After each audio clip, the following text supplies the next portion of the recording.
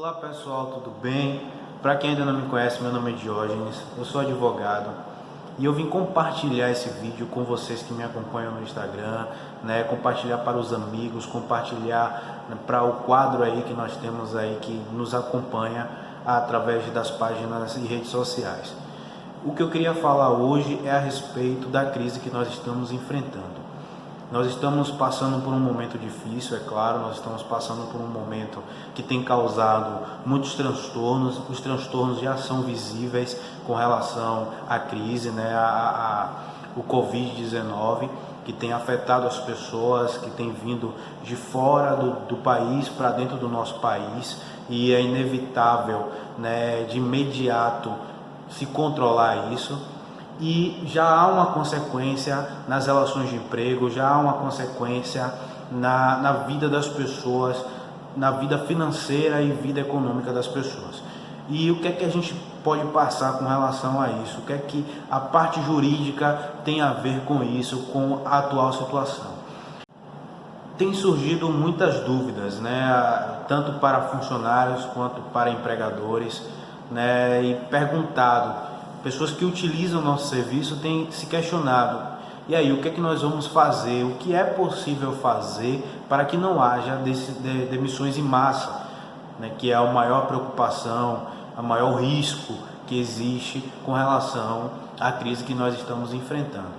E o que eu tenho dito, tanto para um quanto para outro, quanto para os empregados, quanto para os empregadores, é que é necessário nesse momento, o que vai valer nesse momento é o bom senso, certo? Essa é a palavra fundamental, bom senso.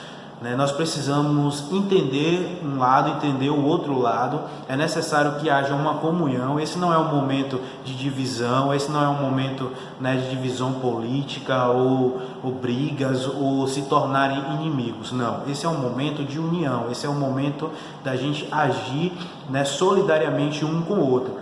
Tanto o empregado vai precisar de uma boa relação agora com o seu patrão, como o patrão vai precisar de uma boa relação com o funcionário. A lei, em casos de força maior, não necessariamente específico a epidemia, a vírus, mas a lei trata de essa situação como uma situação de força maior. O que é uma força maior? É algo que a gente não prevê, é algo que a gente não consegue controlar, é algo que não está previsto. Então, assim, a lei prevê que nesses casos existe algumas situações que as empresas podem tomar, para que não haja essas decisões em massas, que é o home office, que o home office é disponível, que o funcionário passe a trabalhar dentro da sua casa, a empresa vai estabelecer critérios de trabalho para que o próprio funcionário trabalhe dentro da sua casa, para que não haja essa movimentação, ir ao trabalho, voltar do trabalho, que ocorra o risco de contaminação. Então, assim, só que assim, há consequências para o home office, por exemplo, o corte do vale transporte, isso é previsto, a questão do vale alimentação, isso é negociável, isso pode haver uma negociação, certo? E o salário deve ser mantido, é uma das principais situações. A outra situação é a questão da férias coletiva. A gente sabe como é que funciona a férias coletiva, que o patrão vai colocar o funcionário em férias, só que assim, existem alguns requisitos, existem os mesmos requisitos para as férias individual, aquela férias comum que é pré-agendada. O patrão ele precisa informar previamente, a respeito dessas férias, e consequentemente também ele vai precisar, pagar a antecipação das férias, que é o valor, que é destinado por lei, a antecipação das férias, o valor que o funcionário receberia como se estivesse saindo de férias comum. Esse é um dos requisitos, essa é uma das possibilidades. Nós temos também a questão da compensação de horas, que é o chamado banco de horas, que existe a possibilidade também, do patrão impor essa imposição. Só que assim, existem também requisitos. Quais são os requisitos? Um deles é que o funcionário, quando voltar a trabalhar, ele não possa cumprir mais de 10 horas de trabalho por dia. Isso não pode existir. Então, assim, se o funcionário ele trabalha 8 horas diárias, ele só vai poder, além da sua carga horária normal, o patrão ele só vai poder exigir 2 horas a mais.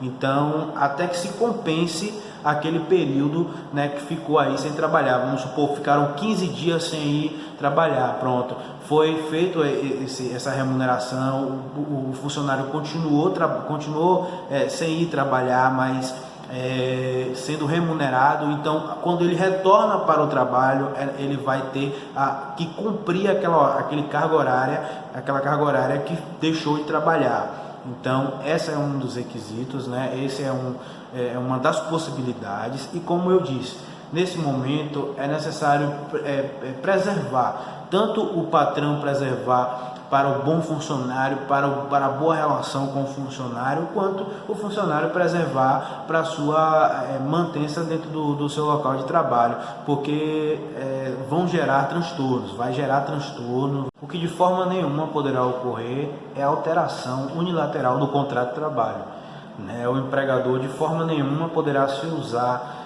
dessa situação, poderá se beneficiar com essa situação para alterar o contrato do funcionário.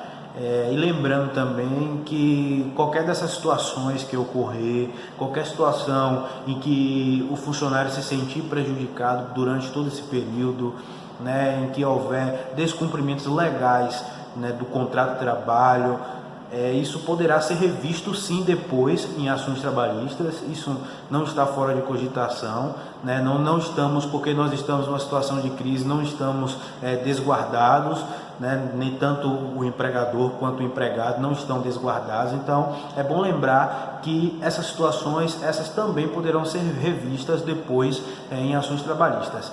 Então, pessoal, era isso que eu queria deixar, né? Obrigado pela atenção de todos e compartilhe, né?